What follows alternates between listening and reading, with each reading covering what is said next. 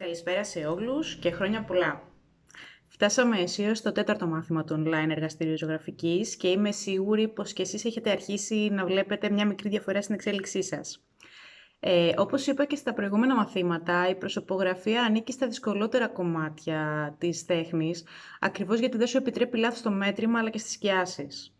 Παρ' όλα αυτά το προσπαθήσατε και βγάλετε πολύ όμορφα αποτελέσματα και αν μη τι άλλο μάθατε ακόμα μερικά πράγματα. Σε αυτό το βίντεο θα δούμε τις αυτοπροσωπογραφίες όσων μαθητών θέλησαν να τις δείξουν. Επίσης, σε αυτό το σημείο θα ήθελα να αναφερθώ στους νέους μαθητές που ήρθαν στην παρέα μας και να τους καλωσορίσω.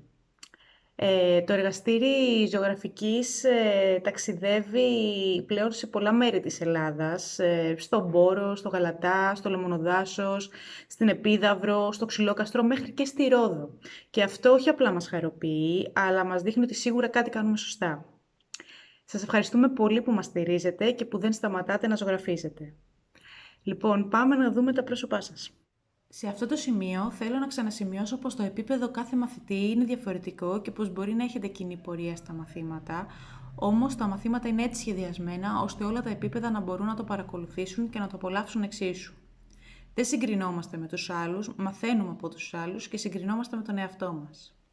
Εγώ από μεριάς μου μπορώ να διακρίνω την εξέλιξή σας και ελπίζω και εσείς μεμονωμένα να βλέπετε σε κάθε μάθημα πώς εξελίσσεστε. Θα ξεκινήσω με την εργατική μου μαθήτρια στο σχέδιο 1. Η μαθήτρια του σχεδίου 1 έκανε τον εαυτό της σε 4 προσπάθειες.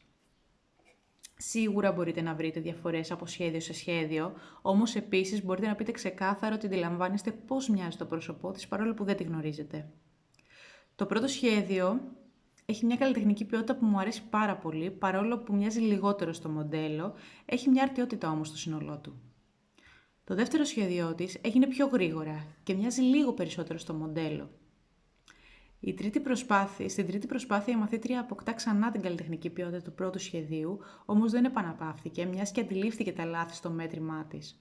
Έτσι, μας στέλνει και την τέταρτη προσπάθειά της, την οποία φανερά κουράστηκε και ενώ έχει απλώσει πολύ μαλακά και όμορφα τις σκιές στο πρόσωπό της, της λείπουν αρκετά φώτα και σίγουρα χρειαζόταν λίγη ώρα παραπάνω επεξεργασίας του σχεδίου αλλά και παρατηρητικότητας του προσώπου της. Το καλό με την αυτοπροσωπογραφία είναι ότι εύκολα μπορείτε να αντιληφθείτε τα λάθη του σχεδίου σας.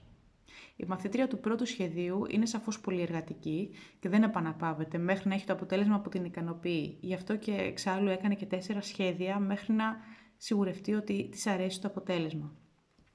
Αυτό είναι κάτι που η ζωγραφική το χρειάζεται για να μπορέσει να εξελιχθεί. Όμως πολύ εύκολα μπορούμε να κολλήσουμε σε ένα θέμα και να μην μπορούμε να αποστασιοποιηθούμε από αυτό. Η συμβουλή μου σε τέτοιες περιπτώσεις είναι η εξής. Όταν κάτι δεν σου βγαίνει, άστο στην άκρη για λίγο διάστημα και ξεκίνησε το ξανά όταν θα έχεις πιο καθαρό μυαλό. Η εργατικότητά της όμως και η προσπάθειά της πιστεύω ότι είναι άξια θαυμασμού. Ο μαθητής του σχεδίου 2 έχει κάνει μια πολύ καλή προσπάθεια αυτοπροσωπογραφίας, έχει τοποθετήσει πολύ ομαλά και στρωτά τις σκιές στο πρόσωπό του και όχι σε μεγάλη ένταση. Το μέτρημα είναι ένα πολύ μικρό θέμα που αν δεν γνωρίζουμε το πραγματικό πρόσωπο δεν μας μοιάζει τόσο παράτερο στο σκίτσο, καθώς και όπως είπαμε για να κατακτήσουμε τις μετρήσεις θέλει κόπο και εξάσκηση, οπότε μην πτωείστε. Τέλος, θα ήθελα να παρατηρήσετε πως σε σχέση με τις προηγούμενες προσωπογραφίες, όλοι σας έχετε προσέξει να τοποθετείτε σωστά τα σκούρα μέσα στο πρόσωπό σας, αλλά και τα μαλλιά. Δεν είναι πλέον τα μαλλιά μια άμορφη μάζα, αλλά έχουν σχήμα και τόνους και αυτό είναι ένα πολύ καλό παράδειγμα εξέλιξής σας. Ο μαθητής του σχεδίου 2, όπως και η μαθήτρια του σχεδίου 1, έχει προσπαθήσει να ακολουθήσει τους κανόνες πολύ σωστά. Η εξέλιξή τους είναι εμφανή σε μένα που σας ανατροφοδοτώ κάθε εβδομάδα και σας παρατρύνω όλους να συνεχίσετε την καλή δουλειά που κάνετε γιατί αποδίδει. Στο σχέδιο 3 βλέπουμε μια πολύ όμορφη προσπάθεια της μαθητριάς μας. Έχει φτιάξει μια πολύ καλή αναπαράσταση του προσώπου της και το επίπεδό της είναι πολύ καλό.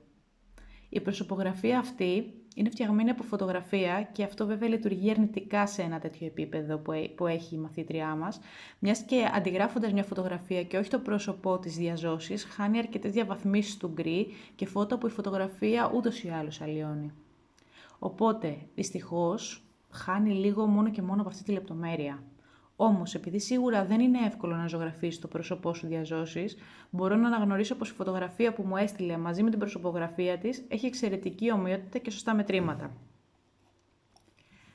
Αρκετοί από εσάς προσπαθήσατε να κάνετε το πρόσωπό σας μέσα από μια φωτογραφία και αυτό αφενός το κατανοώ από θέμα ευκολίας, αφετέρου όμως μια φωτογραφία τραβηγμένη από εμάς και όχι από κάποιον επαγγελματία, τις περισσότερες φορές υστερεί φυσικού φωτισμού και σωστών σκιάσεων. Οπότε, όταν έρχεται η ώρα να αντιγράψουμε ζωγραφικά μια τέτοια φωτογραφία, δεν μπορούμε να το κάνουμε σωστά, μιας και θα πρέπει να επινοήσουμε κάποιες σκιές και φώτα που δεν βλέπουμε, πράγμα εξαιρετικά δύσκολο αν δεν είστε αρκετά εκπαιδευμένοι. Γι' αυτό και θα σας πρότεινα να ζωγραφίζετε όσο το δυνατόν περισσότερο διαζώσεις πράγματα και όχι μέσα από φωτογραφίες, όπως σας είχα ζητήσει να κάνετε στο προηγούμενο μάθημα. Η άσκηση του προηγούμενου μαθήματος ήταν μόνο και μόνο για να μπορέσετε να εισάγετε το χέρι σας και τον τρόπο σκέψης των μετρημάτων ενός προσώπου, όχι για να το ακολουθήσετε κατά κανόνα τη ζωγραφική από φωτογραφίες. Δύσκολο μάθημα τα πρόσωπα, όμως μην απογοητεύεστε. Σας έβαλα στα βαθιά και κολυμπήσατε πάρα πολύ καλά. Στο επόμενο μάθημα πάμε σε κάτι πιο χαλαρωτικό και εύκολο και πιστεύω πως όλοι θα το ευχαριστηθείτε. Σας παροτρύνω όσοι έχετε προχωρήσει λίγο παραπάνω στη ζωγραφική να βγάλετε πινέλα και χρώματα και να πιάσετε δουλειά. Όσοι πάλι δεν έχετε προχωρήσει αλλά θέλετε να κάνετε χρώμα, μπορείτε να με ρωτήσετε στο mail μου για το τι χρώματα και πινέλα να αγοράσετε για να ξεκινήσετε. Έχετε χρόνο για την επόμενη άσκηση, μιας και την επόμενη Παρασκευή λόγω Πρωτομαγιάς δεν θα παραδώσουμε νέο μάθημα.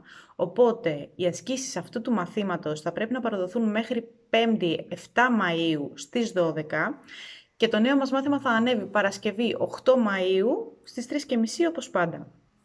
Τέλος, σας έχω ένα ακόμη βίντεο σήμερα, το οποίο θα το βρείτε ακριβώς κάτω από αυτό, όπου και εγώ έκανα την αυτοπροσωπογραφία μου και τη μαγνητοσκόπησα, ώστε να κερδίσετε κάτι ακόμα από το μάθημα αυτό. Ραντεβού ξανά 8 Μαΐου με τα τοπία σας. Μέχρι τότε, σας χαιρετώ.